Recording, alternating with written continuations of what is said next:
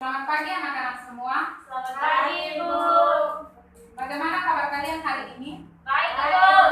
Ya, Ibu berharap juga kalian dalam satu keadaan yang baik dan sehat. Ibu harap kalian tetap menjaga kesehatan karena kalian tahu saat ini kita sedang dihadapkan dengan pandemi global, yaitu virus corona. Oke, kita akan memulai pembelajaran kita. Untuk itu, Ibu minta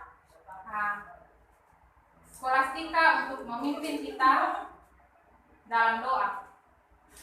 Sebelum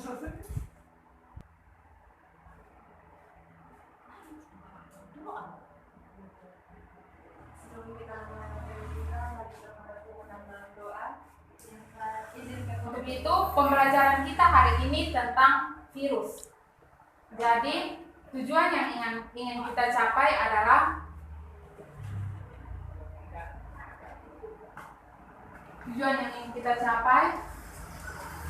pembelajaran kita hari ini tentang virus. Tujuan yang ingin kita capai melalui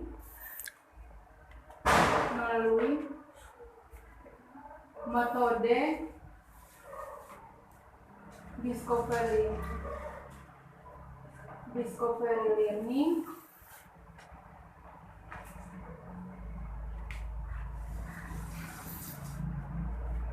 diharapkan siswa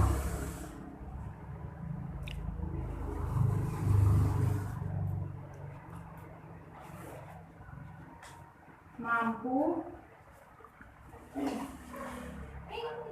menjelaskan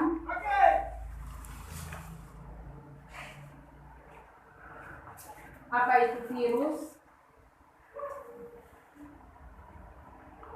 9 ciri-ciri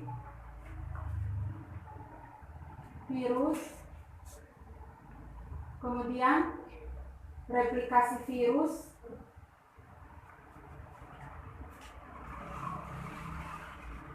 baik dari siklus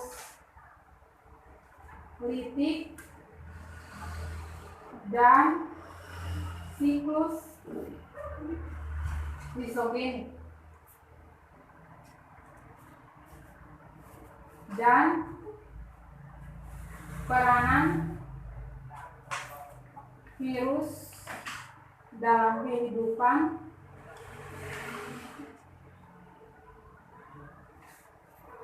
yaitu hewan, tumbuhan, dan manusia. Jadi, indikator yang ingin kita capai melalui tujuan pembelajaran melalui metode discovery learning diharapkan siswa mampu menjelaskan apa itu virus, 9 ciri-ciri virus, replikasi virus, baik dari siklus litik dan siklus lisogenik, dan peranan virus dalam kehidupan, yaitu pada hewan, tumbuhan, dan manusia. Ya, sebelum kita lanjut, Ibu mau bertanya, apa yang kalian ketahui tentang virus itu sendiri?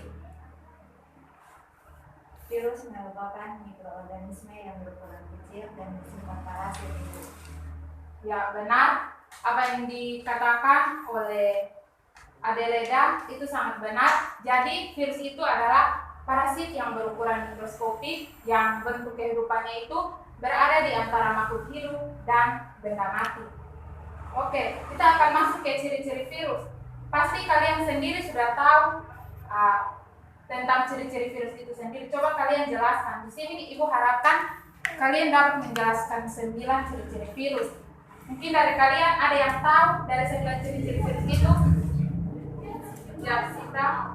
Tidak memiliki sitoplasma, nukleus, dan tidak memiliki organel sel lainnya, hanya memiliki materi genetik yaitu DNA atau RNA saja. Benar. Jadi yang tadi Saudara Sifra sudah paparkan itu sudah hampir mencukupi 9 ciri-ciri tadi. Di sini Ibu akan melengkapinya. Virus itu dia memiliki ciri-ciri sebagai berikut. Yang pertama, virus itu dia bersifat aseluler atau dia tidak mempunyai sel. Kemudian ukurannya itu 1 mikron atau 1000 milimikron. Dan untuk mengamatinya itu diperlukan mikroskop pembesaran dengan mencapai 50.000 kali. Kemudian yang ketiga, virus itu dia memiliki satu macam asam nukleat, jadi berupa RNA atau DNA. Jadi dalam sel inang dia tidak bisa menghasilkan 2 asam nukleat sekaligus. Jadi dalam satu asam nukleat dia hanya bisa menghasilkan baik itu DNA atau RNA. Kemudian yang keempat, virus umumnya dia bersifat hablur atau dia kristal dan bentuknya sangat bervariasi. Ada yang bentuk oval, ada yang memanjang silindris, kotak, dan kebanyakan dia berbentuk seperti kecebong. Anak-anak pernah lihat kecebong? Ya, jadi ada kepala yang berbentuk oval dan ekor yang silindris. Kemudian yang kelima, tubuh virus itu dia terdiri atas apa-apa saja. Ya, Citra? Bagian kepala, bagian leher, dan bagian ekor. Ya, benar. Jadi virus itu dia terdiri atas kepala, leher, dan juga ekor. Kemudian yang keenam, virus itu dia memiliki lapisan protein yang disebut dengan kapsid. Kemudian virus dia hanya dapat berkembang biak di sel hidup lainnya, seperti dia berkembang biak pada sel bakteri, sel hewan, sel tumbuhan, bahkan sel manusia. Kemudian virus itu dia tidak dapat membelah diri. Dan yang terakhir, virus dia tidak dapat diendapkan dengan sentrifugasi, tetapi dia dapat dikristalkan. Oke, dapat dimengerti? Mengerti, Bu. Ya. Nanti sebentar Ibu akan ulangi sekali lagi dan kalian akan mengulanginya sendiri lewat LKS yang nanti Ibu kasih. Baik, kemudian kita akan masuk ke bagian yang berikut, yaitu replikasi virus. Kalian sudah pernah belajar tentang replikasi virus? Sudah, Ibu. Itu di kelas berapa? Kelas 10 sama Ibu. Ya kan sekarang kita kelas 10, maksudnya di SMP, begitu. Mungkin sudah pernah dapat. Ya, gitu. Jadi di sini ini merupakan replikasi virus atau disebut dengan perkembangbiakan virus. Jadi replikasi virus ini dia memiliki beberapa tahap. 2, Ibu. 2. Apa dan apa? Siklus litik dan siklus division. Ya, jadi replikasi virus atau perkembangbiakan pada virus ini dia memiliki 2 tahapan atau 2 siklus. Yang kalian tahu sendiri, di sini ada siklus litik dan di sini ada siklus lisogeni. Nah, untuk tahapan siklus litik di sini ada beberapa tahapan, yaitu ada 5 tahapan. Yang harus kalian perhatikan di sini, Ibu akan jelaskan.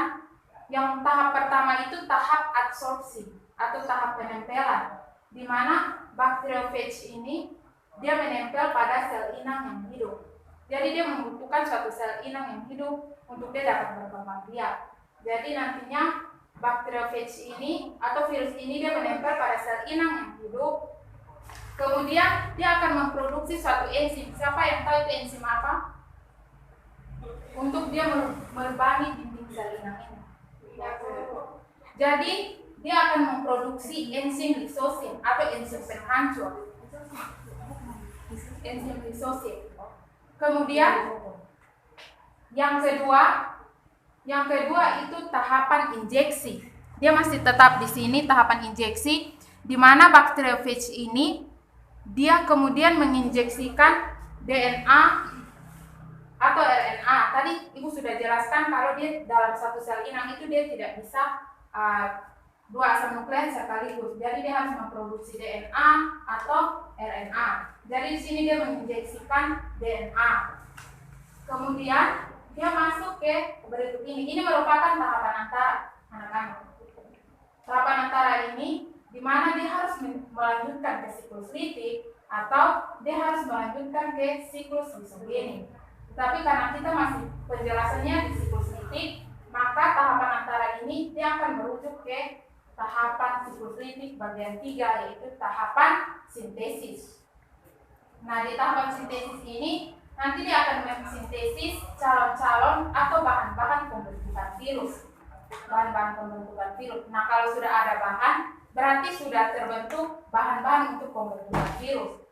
Seperti nanti sudah bisa dibuat kepala, leher, dan ekor. Seperti yang tadi anak-anak bilang akan terbentuk kepala, leher, dan ekor. Tapi pada tahapan sintesis ini yang perlu kalian ketahui, di sini dia belum terbentuk secara utuh. Jadi kepala, leher, dan juga ekornya itu masih terpisah-pisah. Jadi dia belum terangkum secara sempurna. Kemudian dia masuk ke tahap yang berikut, tahapan perakitan. Itu baru dia terbentuk secara sempurna seperti ini. Karena dia sudah mensintesis protein dari sel inang, sehingga dia sudah terbentuk secara utuh, baik itu kepala, leher, dan ekor. Lanjut ke tahapan yang berikutnya, tahapan lisis. Nah, tahapan lisis ini di mana dia memproduksi satu enzim lagi, seperti tadi di awal. Dia memproduksi enzim apa? Ya, dia memproduksi enzim lisosim. Jadi kemudian dia memproduksi enzim lisosim untuk sel virion yang baru ini keluar. Jadi sekali mereka keluar itu dapat menghasilkan 100 sampai 200 buah virion yang baru. Kemudian mereka keluar dan mencari sel inang yang baru. Begitu jalannya virus. Jadi dia menggunakan bakteri dari sel inang untuk kepentingan dia sendiri. Kemudian dia keluar dan mencari sel inang yang baru lagi. Oke. Kita akan masuk ke tahapan yang kedua. Tahapan apa? Lisogenik. Ya, tahapan lisogenik. Jadi pada tahapan atau siklus lisogenik ini dia juga ada beberapa tahap. Tadi di tahapan siklus litik ada berapa tahap? 5. Kemudian untuk tahapan lisogenik sendiri dia ada 7 tahap yang perlu kalian ketahui. Nah, tahapan awal pertama dan tahapan kedua hampir sama dengan siklus litik, di mana tahapan adsorpsi atau tahapan penempelan, di mana dia menempel. Kemudian tahapan injeksi atau penetrasi, dia menginjeksikan DNA-nya ke dalam sel inang. Kemudian dia masuk lagi ke tahapan antara ini. Kalau kita sudah masuk ke siklus lisogenik, berarti dia akan merujuk ke tahapan lisogenik. Nah, di sini dinamakan tahapan penggabungan. Nah, adik-adik, kalian harus lihat di sini awalnya rantai dari DNA bakteri ini merupakan rantai dari DNA bakteri. Namun di sini ada tanda berwarna merah di mana dia sudah terinfeksi oleh virus, sehingga dia terlepas, sehingga DNA dari sel bakteri ini dia sudah terinfeksi virus karena rantai ganda dari DNA bakteri tadi sudah terlepas, sehingga akibatnya DNA bakteri ini dia sudah terinfeksi oleh virus DNA. Nah, kemudian dia berlanjut lagi ke tahapan yang keempat, yaitu tahapan pembelahan. Ini tahapan pembelahan.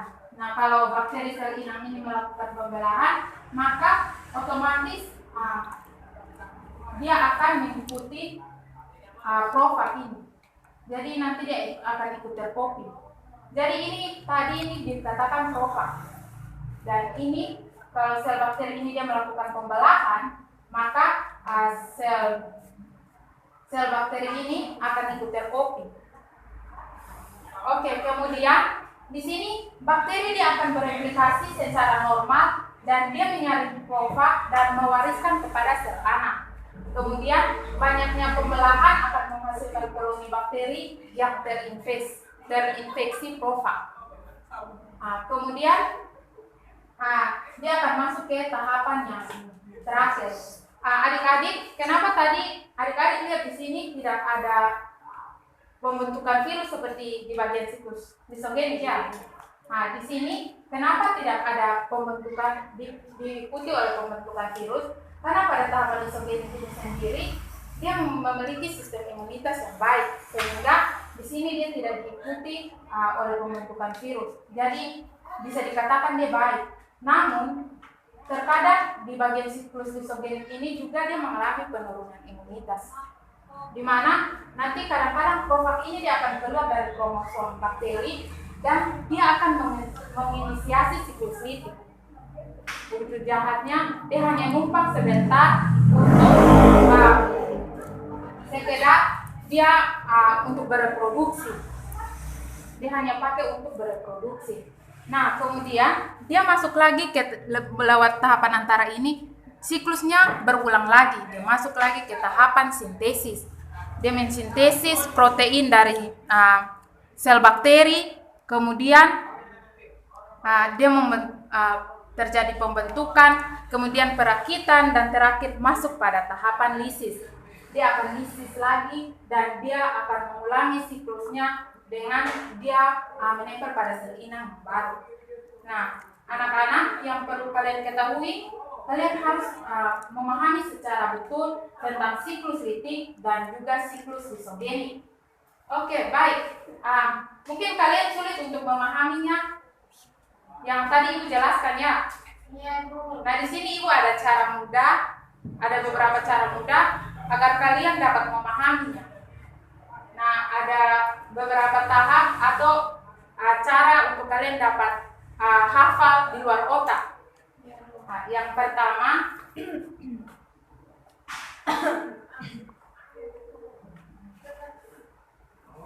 untuk siklus litik sendiri,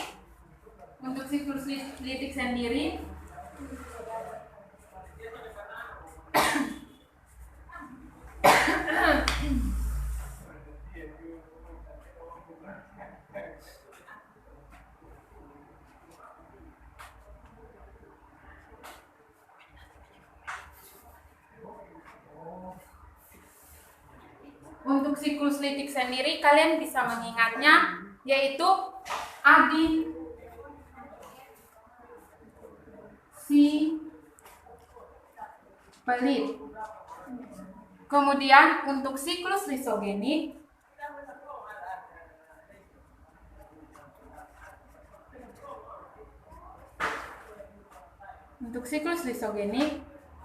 adin, gabung, bela, si, pelit. Ya, jadi ini yang perlu kalian pelajari. Adin untuk siklus litik, adin, gabung, adin, si, pelit, dan untuk siklus lisogenik, adin, gabung, bela, si, pelit. Jadi begini, adin ini tahapan pertama di siklus litik, adsorpsi. In sendiri tahapan kedua dari siklus litik, yaitu injeksi. Kemudian si, sintesis ini tahapan ketiga, sintesis. Kemudian P, perakitan, tahapan keempat, dan litik, tahapan kelima. Kemudian untuk siklus lisogenik, adin sendiri kalian sudah ketahui tahapan awal hampir sama dengan siklus litik. Adsorpsi, injeksi, gabung, penggabungan, bela, pembelahan, si, sintesis, P, perakitan, litik. Apakah kalian bisa mengerti? Ya, jadi untuk siklus litik ada 5 tahapan. Kemudian untuk siklus lisogenik ada 7 tahapan. Ya, Ibu, saya ingin bertanya. Maksudnya saya ingin Ibu jelaskan ulang ya. Siklus litik maknanya untuk mengerti ya. Oke, baik. Ibu akan mengulangi lagi untuk siklus litik. Untuk siklus litik, adin, si, pelit. Jadi untuk adik Yolanda bisa lihat adsorpsi itu tahapan pertama pada siklus litik. Injeksi tahapan kedua pada siklus litik. Kemudian yang ketiga si, sintesis tahapan ketiga dari siklus litik. P, perakitan tahapan keempat pada siklus litik. Litik tahapan kelima dari siklus litik. Kemudian Ibu ulang sekali lagi, siklus lisogenik adin tahapan awalnya itu sama dengan siklus litik. Gabung, penggabungan, bela, pembelahan, si, sintesis, P, perakitan, litik. Oke, kalian dapat mengerti? Mengerti, Bu. Oke, tadi kan Ibu kehidupannya berada di antara makhluk hidup dan benda mati. Nah, mengapa seperti itu? Coba kalian jelaskan. Mengapa dia hidup di antara makhluk hidup dan juga benda mati? Oke, baik. Mungkin begini. Jadi virus itu dia hanya dapat hidup jika dia menginfeksi atau dia parasit pada sel yang hidup. Jadi dia parasit pada seperti contohnya sel bakteri, sel tumbuhan, sel hewan, dan sel manusia. Mengapa seperti itu? Karena kalau dia berada di luar tubuh sel inangnya, maka dia akan memfestalkan diri. Bahkan dibiarkan di cawan Petri seperti halnya bakteri, itu tidak bisa. Namun ada baiknya ketika dia ketemu dengan sel inang yang hidup, seperti tadi penjelasan kita, dia bertemu dengan sel inang yang hidup, dia akan hidup kembali. Mengapa dia hidup kembali? Karena dia menggunakan peralatan dari makhluk hidup ini untuk bereproduksi. Karena dalam hal ini virus ini dia tidak dapat melakukan metabolisme sendiri, sehingga mau tidak mau dia harus menginfeksi sel inang atau sel yang hidup. Oke, baik adik-adik, kalian tahu sendiri sekarang kita sedang dihadapkan dengan apa? Suatu penyakit, ya, itu merupakan suatu virus yang saat ini sedang mendunia. Virus jahat itu. Ya, benar. Nah, jadi coba kalian jelaskan sedikit tentang pengetahuan kalian tentang COVID-19 itu seperti apa? Dia menyebarnya bagaimana? Berdekat, Ibu. Ya. Saya itu penyebaran COVID-19 ini juga dari udara. Ya, benar. Dan ya itu kalau misalnya kita yang sakit tidak boleh dekat dengan orang lain supaya tidak terkena COVID-19. Ya, benar. Jadi COVID-19 ini dia menular melalui kontak langsung dengan orang. Jadi kalau penderita dekat dengan orang yang bukan penderita, maka akan terinfeksi virus. Untuk itu di protokol kesehatan itu ada suruh supaya kita menjaga jarak dengan orang dan menggunakan masker dan lain sebagainya. Nah, karena menurut penelitian para ilmu itu, mereka mengatakan bahwa virus itu dia ada di udara itu selama 10 menit. Jadi kita harus berwas-was atau berhati-hati.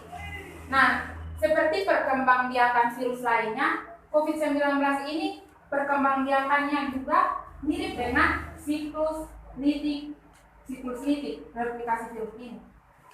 Jadi tahapannya juga itu absorpsi, penetrasi, sintesis, kemudian perakitan dan litik. Jadi kerjanya juga seperti itu. Jadi Ibu harap kalian tetap menjaga kesehatan di tengah pandemi COVID-19 ini, mengikuti protokol kesehatan, menjaga jarak dan lain sebagainya. Oke, Ibu akan membagikan kalian LKPD untuk kalian mengerjakan. Ibu kasih waktu 5 menit. 5 menit untuk kalian mengerjakan. Ini tugasnya individual, kemudian dikumpulkan. Oke, baik.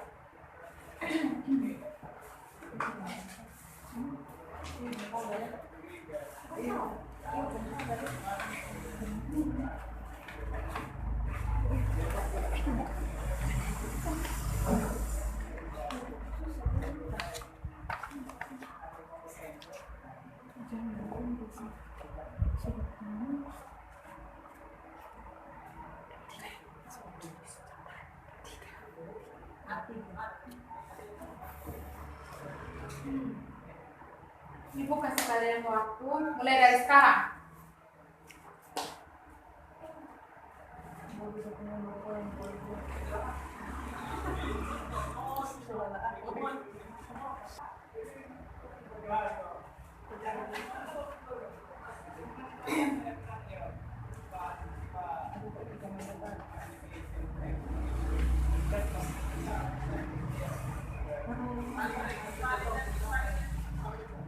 Sudah, Bu.